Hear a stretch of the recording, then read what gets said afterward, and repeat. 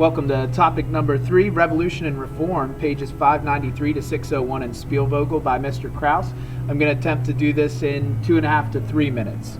So, Revolution and Reform in 1830, there's another French Revolution. That's right, the French didn't have enough between 1789 and 1799, and in 1830, Charles X issues a series of ordinances which basically tries to dissolve the National Assembly and the government and make an absolute monarch. This is not successful, and the July Revolution overthrows Charles's government.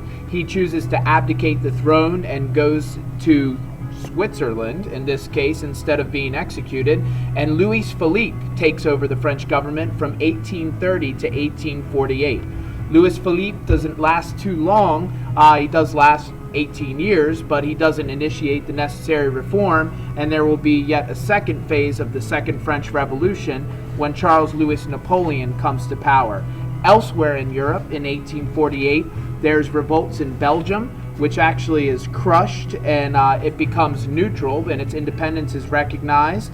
In Italy, there's a failed rebellion, which is crushed by Austrian troops under Metternich. And in Poland, there's also a revolution which is put down by the Russians, where the Russians continue to eat away at the Polish territory. Reforms in Great Britain are mainly under the Whigs during this time period, which are the liberal supporters of Parliament.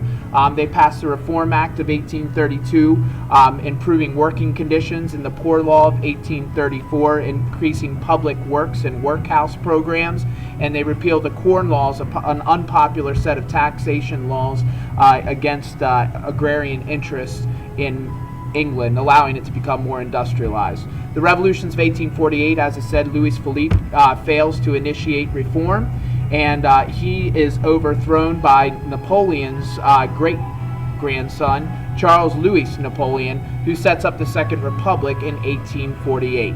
A revolution in Central Europe. Interesting to note here is Frederick William IV in the Frankfurt Assembly.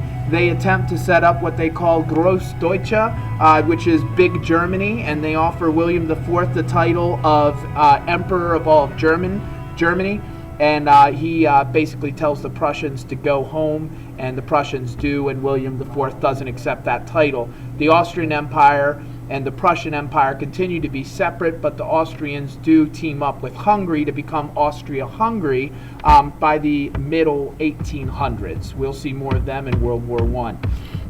And finally, elsewhere, there's revolts in the Italian states, which are also put down, as mentioned previously. And moving over to the United States, the big to-do in the United States is they're committed to liberalism and nationalism. There's a bitter dispute between the Federalists and between the Republicans. The Federalists basically want a strong central government and central bank, like Alexander Hamilton. They'd be your modern-day Republicans, and the Republicans would actually be your modern-day Democrats, believe it or not. Under Thomas Jefferson, they want a more agrarian, liberal society of farmer, quote, / Americans. John Marshall, a Supreme Court justice, kind of settles the peace between the two parties, the Federalists and Republicans, by trumping them and showing how checks and balances is supposed to work.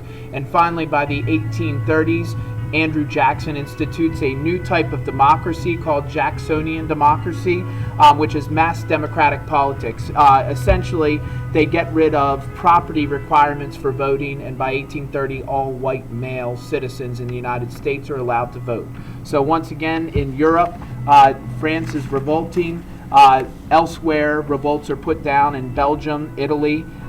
Britain is becoming more liberal under the Whigs and helping out the working class, and in the United States, Federalists and Republicans are solving their issues.